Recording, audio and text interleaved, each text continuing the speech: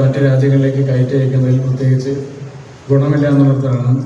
അതിന് ഇവിടെ തന്നെ വ്യാപാരം നടത്താൻ വേണ്ടി തീരുമാനിക്കുകയും അതിന് വീടാന്തര കടന്നെത്തി ചെല്ലാവുന്ന ഒരു നെറ്റ്വർക്കിനെ സംബന്ധിച്ചൊക്കെ തീരുമാനിക്കുന്ന ഒരു സാഹചര്യത്തെ പറ്റിയൊക്കെ അദ്ദേഹം സൂചിപ്പിച്ചു.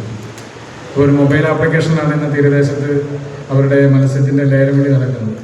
AI സംവിധാനമാണ് ഉപയോഗിച്ചുകൊണ്ടിരിക്കുന്നത്. ഓരോ മത്സ്യത്തിൻ്റെ നീളത്തിനും അതിൻ്റെ വീതിക്കും അനുസരിച്ച് AI ഓടിക്കൊണ്ട് AI ഉപയോഗിച്ച് റീഡ് ചെയ്ത് ആ മത്സ്യത്തിൻ്റെ വില നിശ്ചയിക്കുകയാണ്.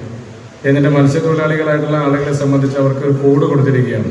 പച്ച, ചുവപ്പ്, മഞ്ഞ എന്ന കോഡ് കൊടുത്തിരിക്കുകയാണ്. ആ കോഡിനനുസരിച്ചിട്ട് അവർക്ക് എഗ്രി ചെയ്യാവുന്നതാണെങ്കിൽ അവർ ആ കോഡിനനുസരിച്ച് കച്ചവടം ഉറപ്പിക്കുകയാണ്. അപ്പോൾ മുൻകാലങ്ങളിൽ തീരപ്രദേശത്ത് പോയി നിന്ന് വ്യാപാരം നടത്തുന്നു. പിന്നീട് അദ്ദേഹത്തിൻ്റെ ആളുകൾ പോയി നടത്തുന്നു. ഇപ്പോൾ ആ സ്ഥാപനത്തിൻ്റെ മൊബൈൽ ആപ്ലിക്കേഷൻ ഉപയോഗിച്ചിട്ട് ആ വ്യാപാരം നടത്തുന്നതുമായി ബന്ധപ്പെട്ട് കുറേ കാര്യങ്ങളൊക്കെ സംസാരിച്ചു.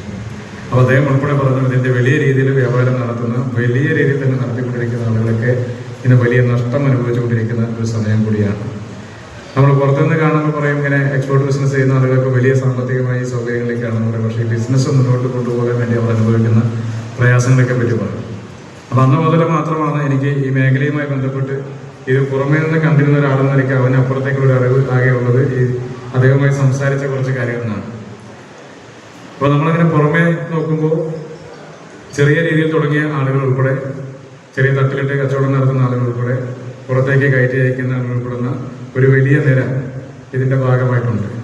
സ്വാഭാവികമായും കേരളത്തിനകത്ത് അഡ്രസ്സ് ചെയ്യപ്പെടേണ്ടുന്ന ഏറ്റവും പ്രധാനപ്പെട്ട ഒരു വ്യാപാര സമൂഹം തന്നെയാണ് എന്നുള്ള കാര്യത്തിൽ യാതൊരു തർക്കവുമില്ല. നിങ്ങളുടെ ആവശ്യങ്ങൾ ന്യായമാണ് എന്ന് തന്നെയാണ് പറയാൻ വേണ്ടിയിട്ടാണ് സൂചിപ്പിച്ചത്.